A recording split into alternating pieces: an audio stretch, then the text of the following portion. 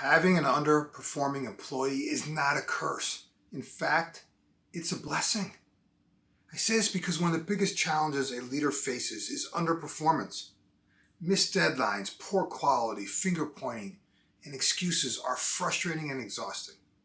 Today I'm going to share the most common reasons people underperform and what you as the leader can do to coach them so not only do they improve, but you improve in the process of helping them.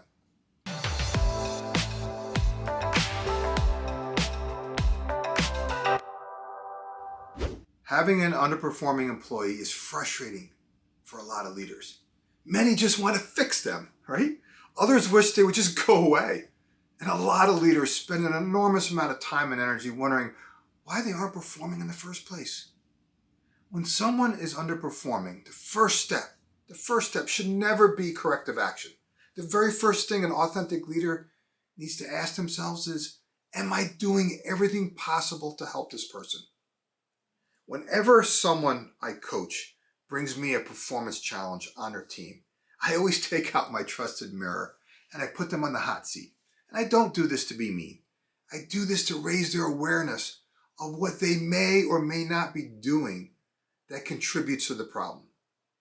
See, every leader needs to look in the mirror and know at the deepest level of their soul that they have done everything possible to help the person before they move them to some form of corrective action.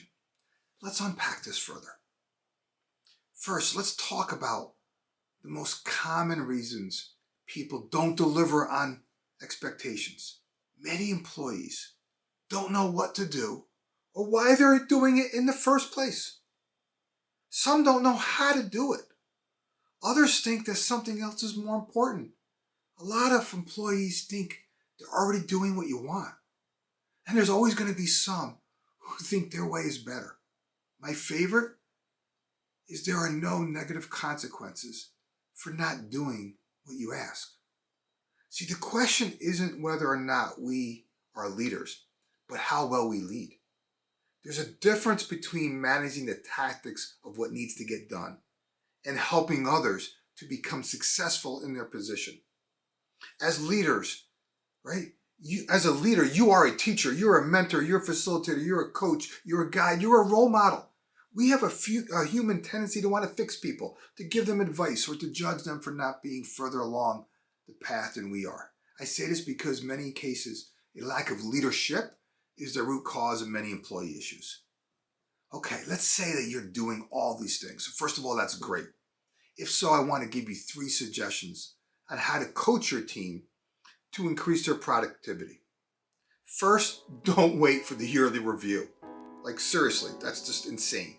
Meet one-on-one with your team on a regular basis. You should be doing this, by the way, with all members of your team, whether they're a highly productive member of your team or not. I meet with my team once a week for 30 minutes. Here's the agenda I use, and I've been using it my entire career. What you accomplished last week? What are your top 3 priorities for this week, and what help do you need from me? Bam! Those 3 open-ended questions give me everything I need to know. Having a weekly one-on-one gives you the platform to drive a healthy conversation to ensure you both are aligned and focused on the things that matter. I go into this in so much more detail and depth in my leadership development program, but this framework is just too good and just frankly too simple not to share it here. Okay, number 2, clarify the habits that will accelerate progress. So many employees don't know what their leaders want.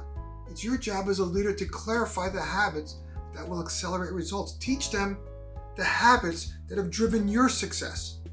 One leader I know does this exceptionally well. Her team are disciples of her. They are extremely loyal because she's taken the time to bring them under her wing and coaches them constantly. It's no wonder she has a high-performing team with very little turnover. Number 3, coach, mentor, and guide others the way you would want to be.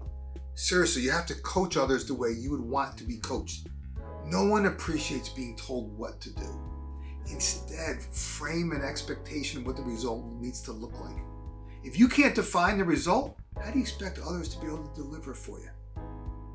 Having an underperforming employee is not a curse. In fact, it's a blessing. Let me ask you this. How how would your approach change to an employee who isn't performing well if you knew that that individual is actually sent your way ahead of time to help you become a better leader?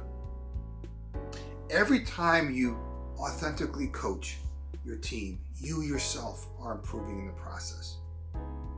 If you want more strategies and tactics like the one I shared today, I want to help. I want to buy you a copy of my book, Freedom to Experiment: How to Ignite a New Level of Energy, Focus, and Momentum in Yourself and Your Team.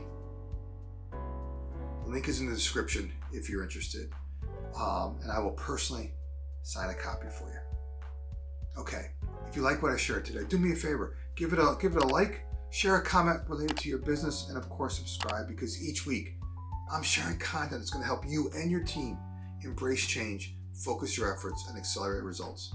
Remember this, you're just one idea away. We'll talk to you soon.